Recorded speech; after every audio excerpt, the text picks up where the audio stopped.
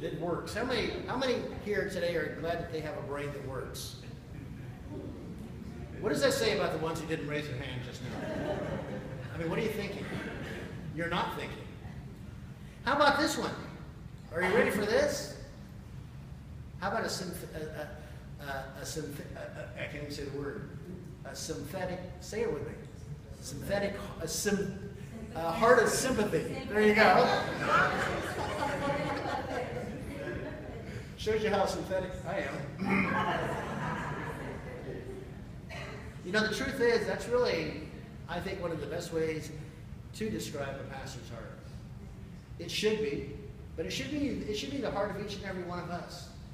Again, talk about tying into the Sunday school hour. This is exactly what we heard in Sunday school, that we're to receive back those that have fallen away and be the ones that receive them back. When a man is overtaken in a fault, he which is spiritual should restore such a one.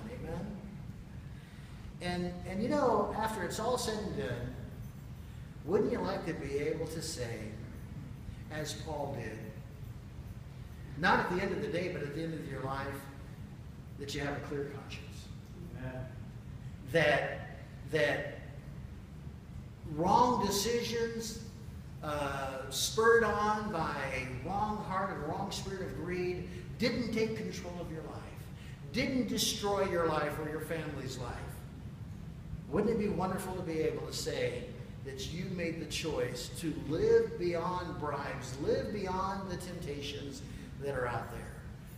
If you're breathing today, and I would say that is a high probability if you're sitting in church with us this morning, we still have these temptations before us. We don't outgrow them, and we don't reach a place where we can no longer be susceptible to them. The sin of greed will destroy some of the mightiest works that God has raised up. There are ministries that were raised up and God used mightily. Men allowed for greed to creep in, and God had to shut those ministries down. He'll do that with ministry. He'll do that with business. He'll do that with countries. He'll do that with individuals. He will shut you down. Nothing is more tragic than starting out right for all the right reasons and then allowing for, yes, greed to creep in. Know what money is not for.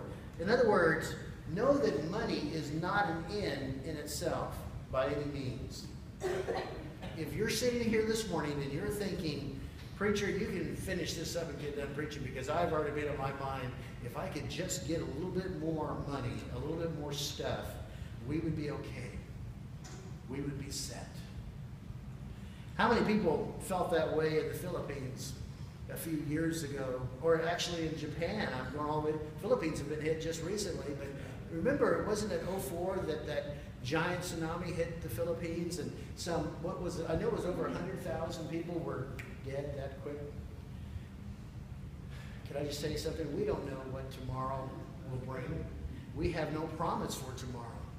What we need to say, and what we need to believe, and what we need to do is say, yes, Lord, today my focus needs to be on you. Today, I need to make you my highest priority. Yes, make sound decisions. Use good judgment. Financially, be careful. And it's okay if God has blessed you.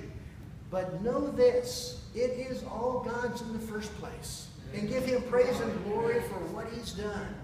And that will allow for you to keep your focus right, to keep your direction right. Know that wealth cannot be kept forever.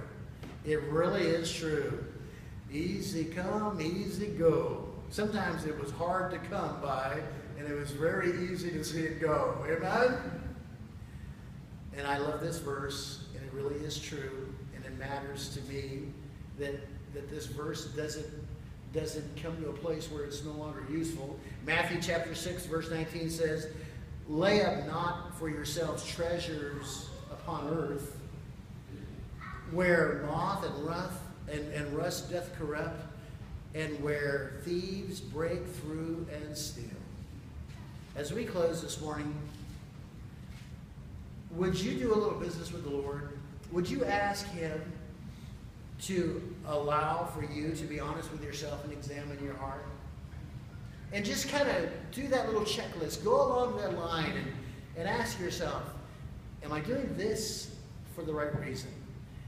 Is my heart right and my motive right regarding this undertaking, this exercise? And whether we're talking about ministry or finance or business or relationships or want for things, whatever the case may be, just be honest with the Lord and say, Lord, help me to see what I need to see. Do I have to have this or that? And while I say that, how about we do ourselves a favor and quit demanding that Christians whom God has blessed have to apologize for that? There is nothing wrong with God blessing.